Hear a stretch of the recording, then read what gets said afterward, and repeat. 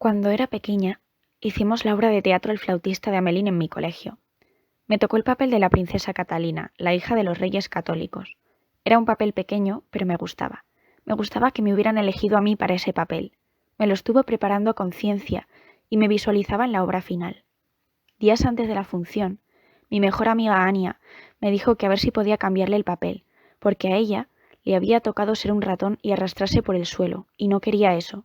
Según me dijo, su madre le había dicho que no le había gustado nada que la pusieran de ratón, sin frase ni nada, y que no se sentía orgullosa de ella. Yo le dije que lo sentía por ella, pero que me habían dado el papel los profesores y yo no podía cambiar su decisión. Entonces me pidió por favor que hablase con los profesores, y que le cambiase el papel, que seguro que a mí no me importaría ser ratón, que si yo no le hacía el cambio, ella iba a defraudar a su madre y quizás no venía a verla. No me gustaba la idea de cambiar los papeles, pero al final lo hice.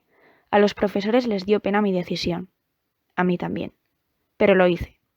Aquel día, Ania fue Catalina de Aragón, con vestido rojo y con frase, y yo, una rata vestida con una bolsa de basura gris, haciendo aspavientos y arrastrándome por el suelo durante toda la función. De esto, aprendí de mí misma que yo anteponía los deseos de los demás a los míos, aun siendo perfectamente consciente de que me estuvieran haciendo chantaje emocional. Ese era mi rol, el de la amiga complaciente, la enfermera, la cuidadora, la hermana que te ama incondicionalmente, la niña que saca buenas notas, la que no se mete en líos, la que sonríe siempre a pesar de las dificultades, a la que le puedes hacer putadas y no se queja, la que lo aguanta todo, la hija perfecta, la responsable, la buena. Ese rol que me ha ido acompañando a lo largo de la vida me ha condicionado muchas veces. Aguantaba cosas por no defraudar, por no ofender, por no hacer sentir mal a los demás o por no tener un enfrentamiento. Complacer siempre, hasta que al final era tal el cúmulo que ya no cabía más, y explotaba, agotada y desesperada, explotaba. Y me iba para nunca más volver. Y las personas se sorprendían de mi comportamiento. No entendían por qué me había ido. No les cabía en la cabeza, hasta el punto de que no superaban mi partida, porque no lo entendían. Me ha pasado con amigas, parejas, trabajo, familia. No llegaban a comprender cómo había ocurrido un cambio tan grande en mí y que de un día para otro cerrase así la puerta. La cosa es que no era de un día para otro. Había sido un tiempo largo, pero no se habían dado cuenta de mis señales. Al principio echaba la culpa a los demás. Con el tiempo entendí que no hay culpa, sino responsabilidad, y la tenía la gente tanto como yo. Responsabilidad interna y externa a partes iguales. O no iguales, pero ambos. Una vez, un amigo mío me dijo: Natalia, dar un portazo de vez en cuando no te hace ser mala persona. Eso se me quedó. Y es cierto, expresar es el mejor aprendizaje. Expresar ayuda a que no me duela la tripa o la cabeza tanto por las rayadas y las movidas que me pasan en la vida. Con situaciones nimias y con situaciones importantes, con todo. Ahora estoy aprendiendo otra lección importante. Como cada vez que pasa algo importante en mi vida, todos vamos andando por el camino de la vida aprendiendo lecciones. Acertando y errando, de todo se aprende. Y eso nos hace crecer. Bueno, vamos a llegar al medio, o a algo que se parezca al punto medio. Quiero hablar sobre cómo experimentar los extremos nos ayuda a conseguir un equilibrio en nuestra vida. ¿Qué es el equilibrio? El equilibrio es caminar por una cuerda y poder mantenerte de pie en el centro sin irte mucho hacia los lados y no caerte, porque si te caes, te haces daño.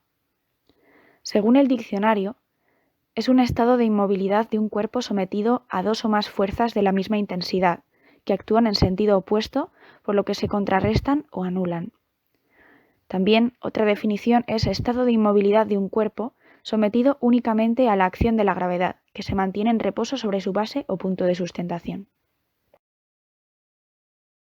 A veces tendemos a castigarnos a nosotros mismos cuando fallamos o cometemos errores. Creo que es genial hacer autocrítica, pero sin pasarnos, porque podemos victimizarnos demasiado, y eso es peligroso. Hay que pasar por unas fases naturales, es lo normal. Cambiamos el discurso de afirmar «yo soy buena porque ayudo a mi amiga que sufre», a preguntarnos «¿mi amiga es mala y yo soy tonta porque me dejo?», y luego volvemos a afirmar esto último. Las cosas no son blancas o negras. La historia que tenemos sobre las cosas es la suma de la realidad objetiva más la realidad subjetiva. ¿Qué ha ocurrido? ¿Cómo me siento?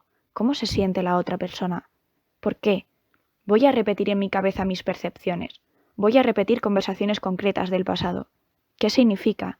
¿Estoy entendiendo algo? ¿Qué estoy intuyendo? Y pongo comillas en intuyendo porque eso que intuimos es una mezcla de nuestra personalidad y nuestras experiencias pasadas, y quizás tenga que ver con lo que está ocurriendo, o no. Pero en algo tenemos que creer, porque si no nos volveríamos locos. Podemos dudar, pero no dudar de nosotros mismos constantemente, porque si no, nunca actuaríamos. Y actuando es como realmente vemos si estamos acertando o fallando.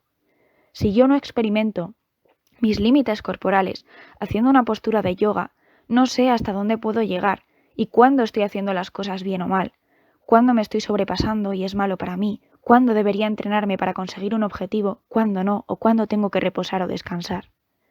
Si yo no experimento el sufrimiento que me causa el estrés de tener muchas tareas o eventos en mi agenda de trabajo, la rapidez de la vida, la incapacidad para disfrutar de lo que me apasiona porque estoy haciendo demasiado, sobrepasar mis límites humanos, el exceso de perfección, si yo no paso por todo eso, no sé hasta dónde puedo llegar y qué es lo que me conviene y qué debo cambiar. Vamos a analizar, ¿no? Si yo no experimento el dolor de mi pareja y luego mi propio dolor, o viceversa, ¿cómo sé hasta dónde llegamos o lo que estamos haciendo bien y mal cada uno? Vamos a equilibrar. La pareja es el mayor espejo. ¿Y cómo expresar todo esto? Pues supongo que como cada uno pueda. Creo que no existe la fórmula perfecta y creo que no hay que tener tanto miedo a cagarla, porque solo cagándola aprendemos profundamente una lección. Solo experimentando los extremos podremos llegar a lograr el equilibrio, porque solo entonces sabremos cuál es nuestro equilibrio. Creo que debemos aceptarnos tal y como somos y tal como acertamos y tal y como erramos, y aprender de todo esto, y nunca buscar la perfección, sino el equilibrio.